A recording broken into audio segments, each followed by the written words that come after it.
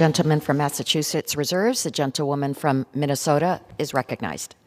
Thank you, Madam Speaker. And I thank the representative from Massachusetts and the chair of the Rules Committee for yielding me the customary 30 minutes, and I yield myself as much time as I may consume. The gentlewoman is recognized. Madam Speaker, we are here to discuss the rule providing for consideration of H.R. 9640 and S. 1942, bills that we were notified of less than 2 hours ago. The process leading up to this debate has been just not acceptable. But beneath this body, it seems the leadership of this Congress is determined to disappoint us right up to the bitter end. S. 1942, the National Heritage Area Act, establishes a National Heritage Area system, attempting to standardize the process for studying and establishing new national heritage areas. This bill could likely go by suspension and enjoy support from members on both sides of the aisle. Why we are called to meet on this bill with less than 2 hours' notice that could otherwise go by suspension is beyond me and is indicative of how this majority has run this body for the last 2 years.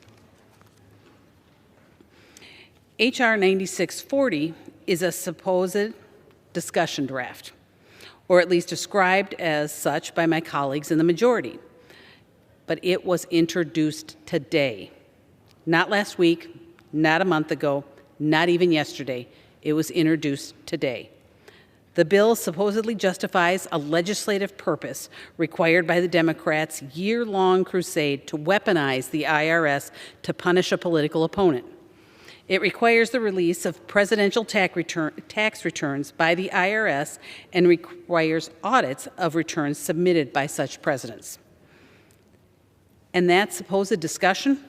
Yesterday, the Ways and Means Committee met and went into executive session to meet on releasing a report on the IRS's mandatory adult audit program. During the executive sessions, Republicans were told repeatedly that the chair would not permit any amendments to be offered on the report.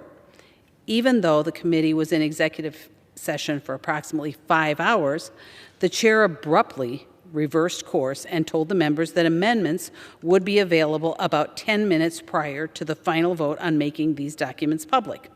This left members without options to draft and offer amendments with any notice.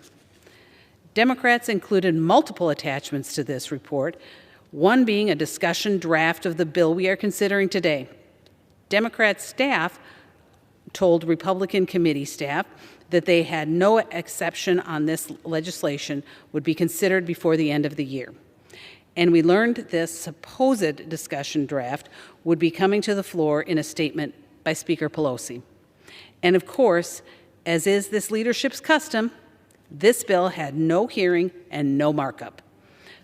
To put it generously, this process has been a disaster, but it is unfortunate how my colleagues have run this institution. I would also note that the rule today deems an unvetted and controversial resolution that reaffirms federal preemption of state laws regarding mail-order abortion pills. This has never been mentioned, but it is in this rule. Whether this federal preemption was ever affirmed is questionable, but whether that actually is this resolution speaks for the body should be debated on the floor, not snuck in through legislative smoke and mirrors. Meanwhile, constituents in my district are struggling under the crippling effects of inflation, diesel shortages, an increasingly emboldened regulatory state, and a Democrat majority that continues to focus punishment on their political opponents instead of the needs of Americans. This is a shameful use of our time, and I look forward to next year. Thank you, Madam Speaker. I oppose the rule and ask members to do the same, and I reserve. The gentlewoman from Minnesota reserves. The gentleman from Massachusetts is recognized. We have no request for time, so I'm prepared to close if the gentlelady is as well. The gentleman reserves. The gentlewoman from Minnesota is recognized. Madam Speaker, thank you, and I'm prepared to close. From the beginning to end, this Democrat leadership has been in disarray. It is pathetic to see them do anything they can to discuss their favorite former president one last time before losing the majority. The bills we are debating today have gone through none of the required processes, and Republicans have been given no time to provide input. They've also added things that are highly controversial with no discussion. This is just the death throes of the Trump-obsessed, soon-to-be minority. I oppose this rule, and I urge my colleagues to do the same.